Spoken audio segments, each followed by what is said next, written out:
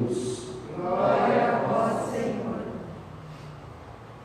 Naquele tempo disse Jesus aos seus discípulos: se o teu irmão pecar contra ti, vai corrigi-lo, mas em particular a sós contigo.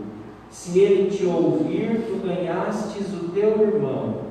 Se ele não te ouvir, toma contigo mais uma ou duas pessoas, para que toda a questão seja decidida sobre a palavra de 2 ou 3 testemunhas. Se ele não vos der ouvido, dize-o à igreja. Se nem mesmo a igreja ele ouvir, seja tratado como se fosse um pagão ou um pecador público.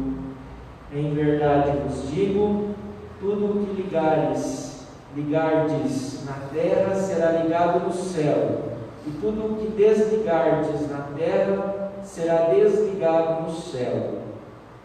De novo eu vos digo, se 2 de vós estiverem de acordo na terra, sobre qualquer coisa que quiserem pedir, isso vos será concedido por meu Pai que está nos céus.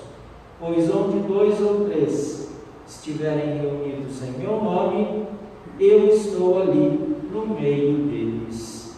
Palavra da salvação. Glória a vós, Senhor. Podemos nos assentar um instantezinho?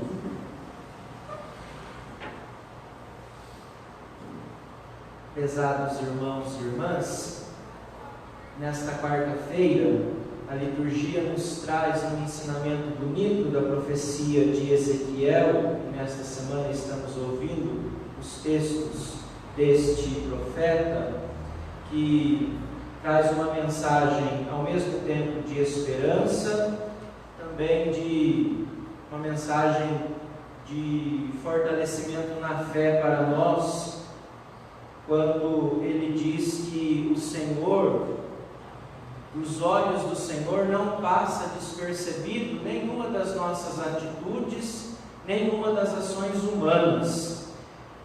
Nós até podemos enganar o nosso semelhante, mas não conseguimos esconder nada diante de Deus, seja pelas boas ações que praticamos, seja também pelas más ações que podemos também praticar.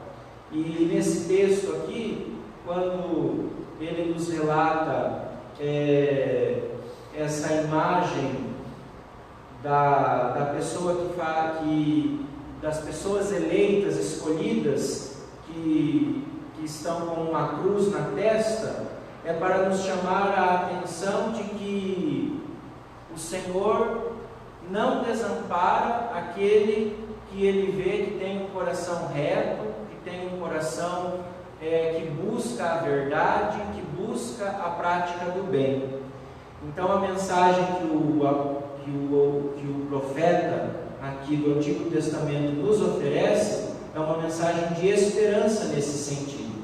Apesar do povo, na história do povo de Israel, muitas vezes o povo ter se afastado dos preceitos de Deus, muitas vezes ter praticado a infidelidade, as iniquidades, ter assim adulterado a aliança, como nós vamos acompanhando assim nas histórias bíblicas, o Senhor não abandona esse povo, não desampara as pessoas que buscam retamente a verdade, que buscam retamente seguir os seus preceitos. É isso que de uma maneira assim bastante bonita e forte aparece nessa visão, nessa imagem que o profeta vai nos dando, conforme ele mesmo disse que o Senhor gritou aos ouvidos dele.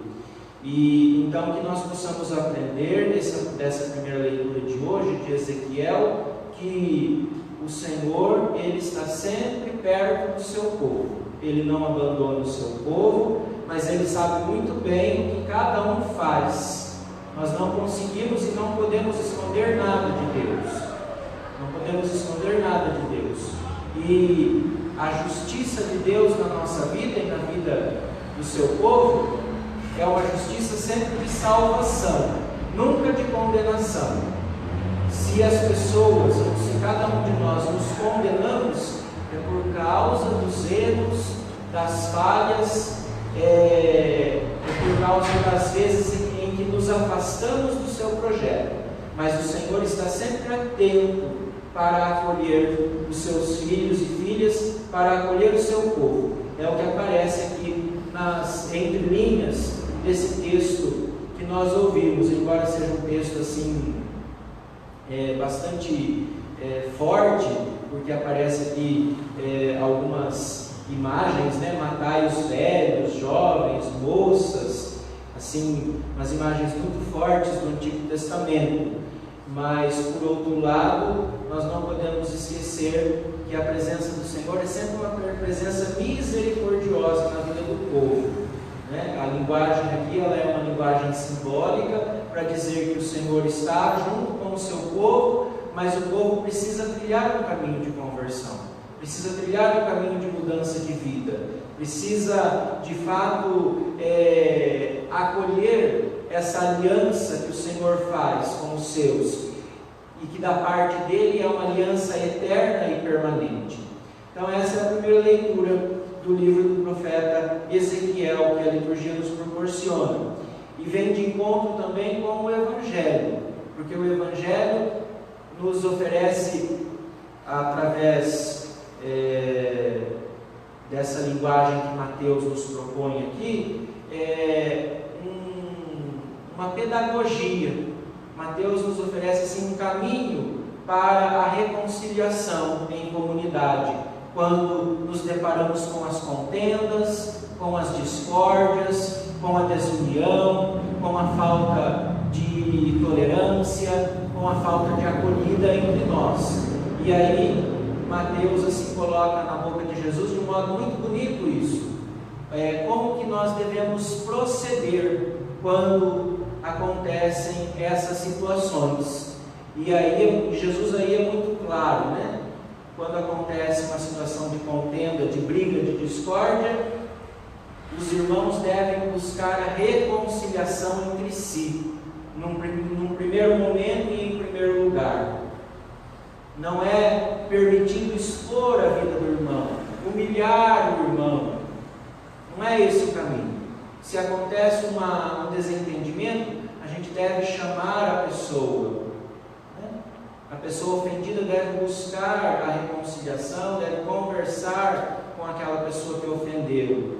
É o que está claro aqui: se o teu irmão pecar contra ti, vai corrigi-lo, em particular, a sós contigo. Esse é o caminho.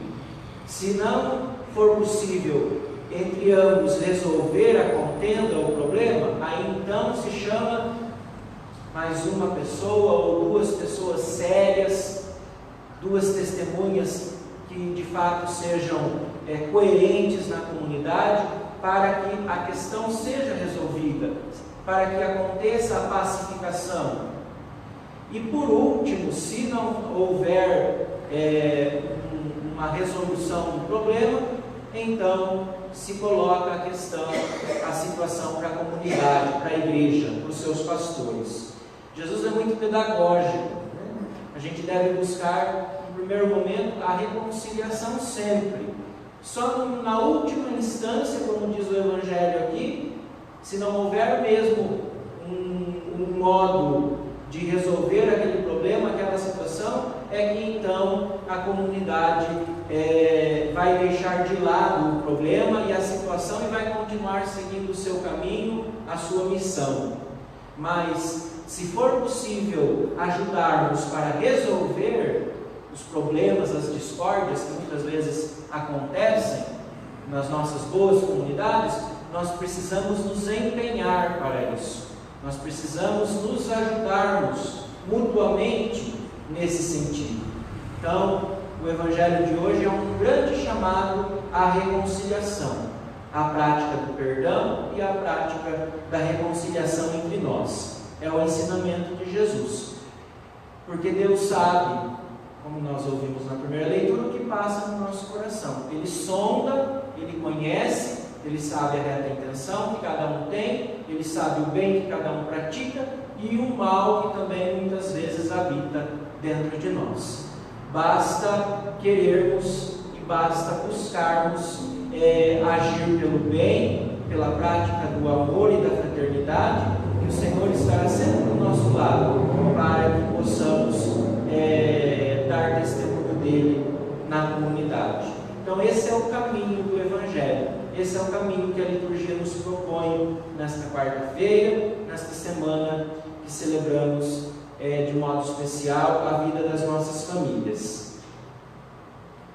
É uma tarefa simples viver a reconciliação e viver o perdão cotidianamente? Nós sabemos que não é tão simples, sobretudo quando vivemos em comunidade, quando vivemos em família, quando nos relacionamos com pessoas diferentes de nós, quando temos que aceitar um temperamento diferente, aceitar, acolher e buscar conviver da melhor maneira possível com aquele que pensa diferente, que age diferente, que tem uma postura diferente daquilo que eu penso, daquilo que eu acredito.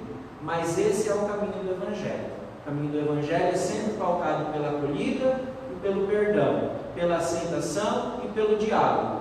Um diálogo que vai nos ajudando a crescer na caridade, nos ajudando a crescer no conhecimento do outro, para entendermos o outro, seja quem for esse outro. Seja o filho, seja o esposo, seja a esposa, seja alguém da comunidade, seja o meu irmão ou a minha irmã que convive comigo na comunidade, ou na vida religiosa consagrada, ou o próprio padre com quem eu convivo, como ele também convive comigo, lá na Nossa Senhora Aparecida. Todos nós temos que aprender a conviver com o próximo.